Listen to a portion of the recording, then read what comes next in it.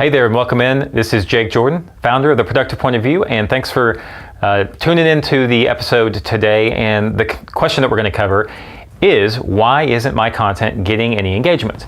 And that's a really common problem that a lot of people have these days, whether you're an individual business owner or all the way up to large brands. The two kind of biggest things around content people deal with is, what should I write about? What should I be producing? And then the second one is, why aren't people engaging with my content? So I just kind of want to walk you through 3, 4, 5 steps that will help you not only get past the gatekeeper, if you will, and through kind of all the noise, but also for you to make sure that you're getting responses and engagement back from the people that you want to talk to. So first, we kind of need to level set and understand where we're at. So if you go out and you look for something to consume, to look at, to watch a video, to read a blog, really to answer a question, what you're going to do is search something up in Google and YouTube, scroll through, your social media feeds, whether it's Facebook or Twitter or LinkedIn or, Pinterest or whatever thing that you're in, Instagram. I love Instagram, one of my favorites. And so, we're consumers, and we should look at ourselves first and say, what are the challenges that I have when I'm trying to find something, and what are the things that I engage with? Well, we're in a situation now where we don't have a problem with, hey, I can't find a good answer or enough information on the subject. The pendulum has swung from one side to the other back to, there's way too much information. And even the whole fake news thing that's been going on here at the end of 2016, beginning of 2017, we're at right now, where there's just too much junk out there. And so what we have to do as people, just reading on the internet, is be decisive and put our own filters in place, but most people just don't take the time to do that. So we, as marketers, as brands, are at the mercy of how social media platforms serve up our information, or how search results serve up our information. So that's really one of the biggest issues we have today, and a big reason why you might not be getting engagement right now, or in the past, let's say you were doing a good job at getting engagement and it's just not what it used to be. Times have changed, things have changed, trends have changed, the way we use technology has changed.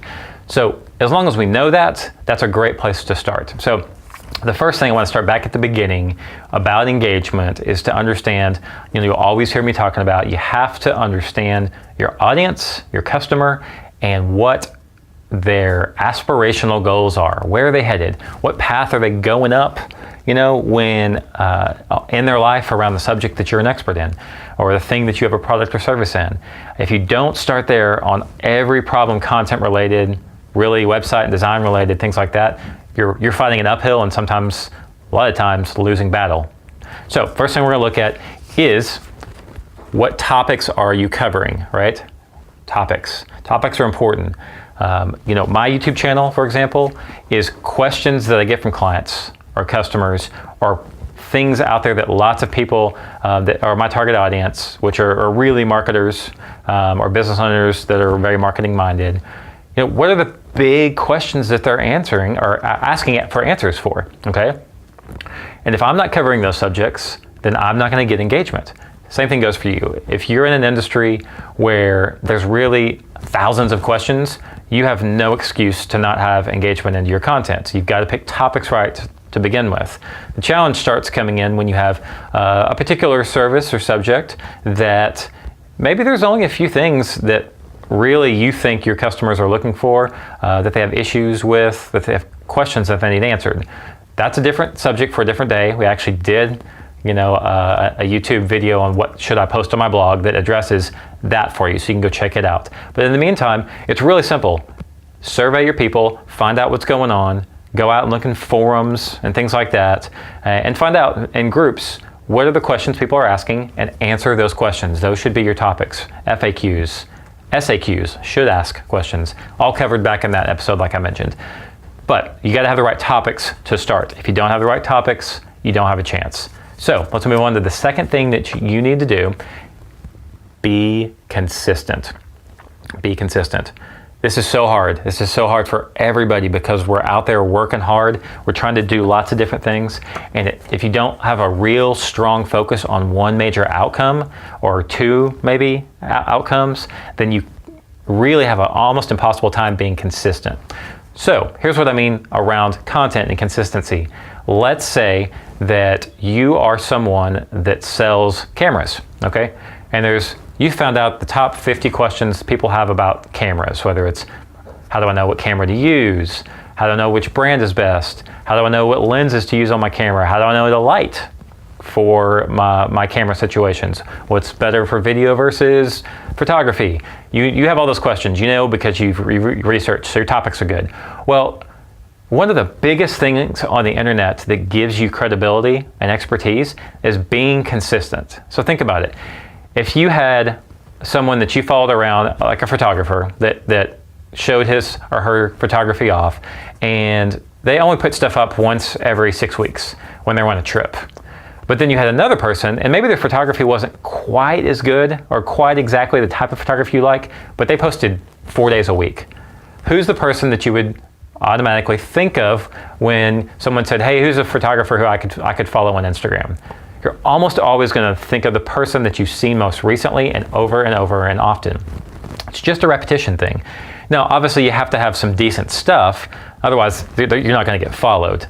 But I'm assuming that you've got good stuff out there. That amount of consistency gets you in front of people over and over and gives you the opportunity to talk to them. Okay? So the second thing consistency does for you is once people know who you are and they see you over and over, they're gonna be more willing to see what you have to say, because what they assume is you know what you're talking about. If you stick around, if you're there not just frequently throughout a week or a month, but over time, anymore, if you've been on the internet doing something for a year or two, you have outlasted 95% of your competition. Guarantee it. Go try it. Go look up a subject, find people that have been doing things consistently, once a week, twice a week, once every 2 weeks, over the period of a year, 2 years, and count. Count how many people you can find that, based on when they started their account and have done things over and over consistently, guarantee you will not be able to find 10 people in most industries. So consistency is hugely powerful and will get you so far above anybody else for engagement, for your stuff, because you just keep showing up. Okay, so next thing you're going to go is, well, great, that sounds good. Once I have people, I have some topics and I'm consistently posting, but how do I get the people to show up in the first place? There's a lot of competition. There's a lot of noise. I get it. I understand it. We deal with it all the time. Most people try to make it way too complex, okay? So there's really just a couple things. First off, the consistency thing, being on one particular social media platform or in forums or on groups, if you're there consistently, you're doing topics that matter and people care about, over time, I know it's not a popular answer, but over time, your stuff will creep to the top. Obviously you want to have some keywords in there that people search, or some phrases, or some things like that, because you got to frame it in a way that people can find it. But over time, you just win in organic and in social by being there over and over consistently. Okay, so that's the unpopular, okay, I get it, but I don't have that sort of time. That conflicts with consistency, but I understand. I'm impatient, I like results. So the second thing you can do is maybe you should pay.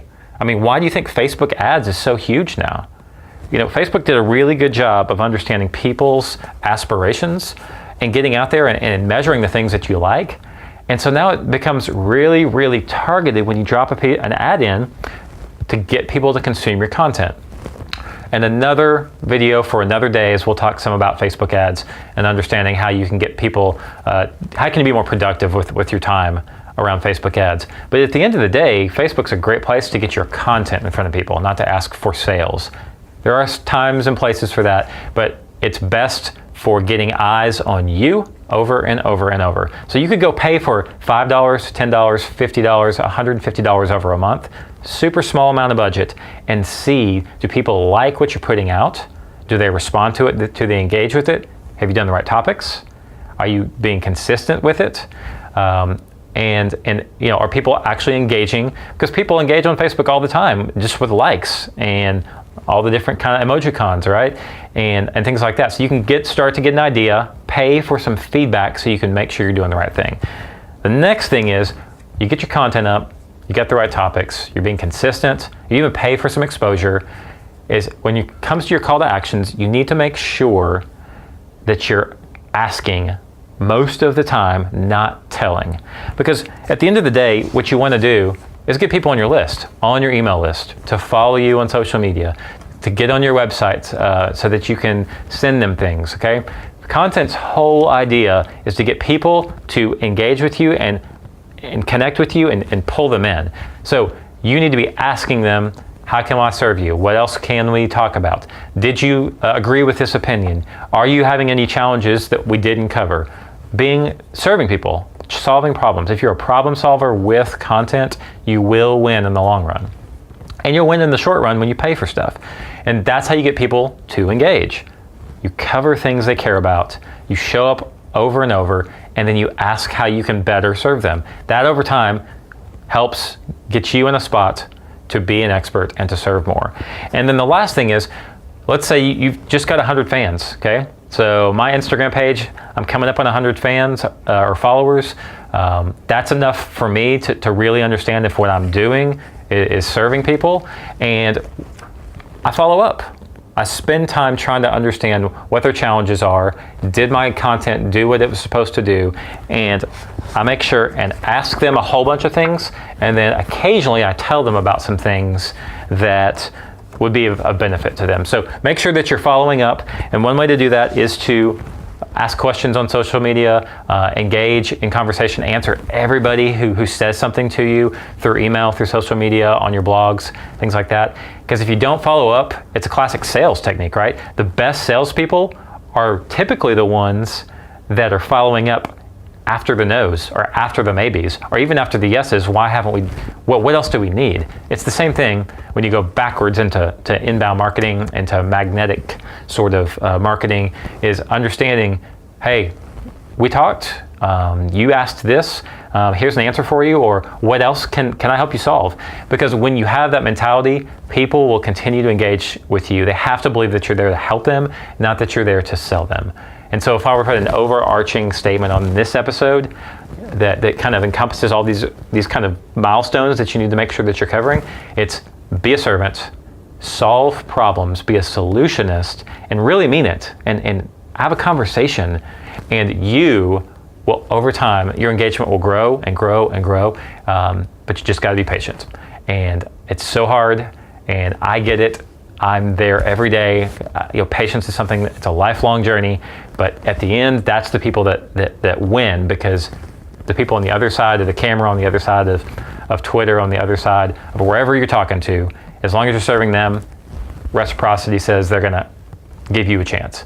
So thanks again for tuning in. If you have any questions, please feel free to hop over to one of my social media channels that you see down below, and let's talk. I'd love to talk to you more about engagement or whatever other topic that you have that you need some help on. So thanks again for connecting here on The Productive Point of View, and we will talk to you again soon, and have a great rest of your day. Thanks. Bye.